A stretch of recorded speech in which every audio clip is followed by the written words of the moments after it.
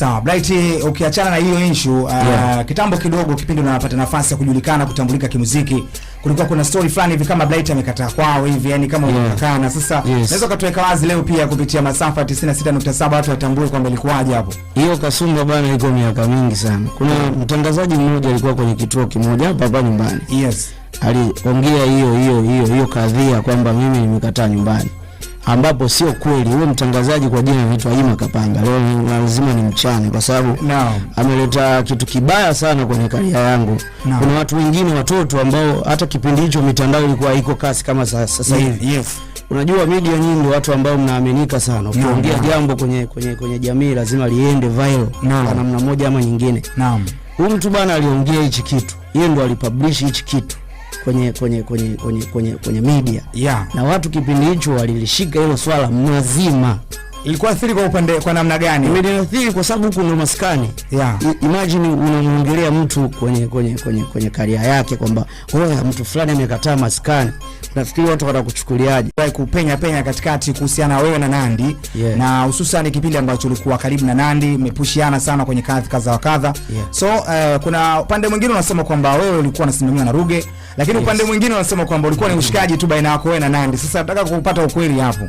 Nandy ni msanii mwenzangu ambaye alikuwa THT kipindi kile, na marehemu Ruge ndo alikuwa ametukutanisha na Nandy na management yangu. Mimi nilikuwa Royal Sepa zamani. Yes. Kwa management zilitukutanisha mimi na Nandy.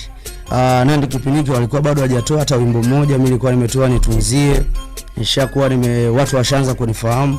Kwa hiyo kuanzia pale Ruge ndo alikuwa na mimi kabla ule wimbo kurekodi na Nandy, tulimapproach Ruge kurekodi na Ruby, sababu Ruby ndo alikuwa amefanya vizuri kipindi kile. Kwa hiyo mimi pia nilihitaji tag ya Ruby ili kuweza kujitangaza kwenye muziki wangu. Kwa hiyo Ruge akatushauri bana, huyu msanii ambaye ashafanya vizuri, lakini huyu msanii mwingine Nandy ndo anakuja kumpromote hivi karibuni. Kwa hiyo kupitia nini fanyeni naye tuweze kuwapromote wote kwa pamoja.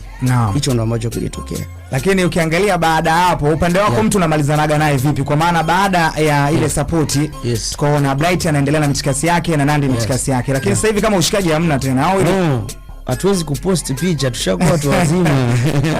Tunakutana watu wanazungumza, mnapigiana simu, mnashauriana kifamilia. Kwa sababu hata familia mkiwa pamoja mmezaliwa tumbo moja, lakini kila mmoja ataseparate kwenye uhangaikaji wake. Ingawa wote ni familia, mwezi kuonana muda wote. Kwa hiyo karibu, rafiki, mawasiliano yako vile vile, hakuna kilichobadilika.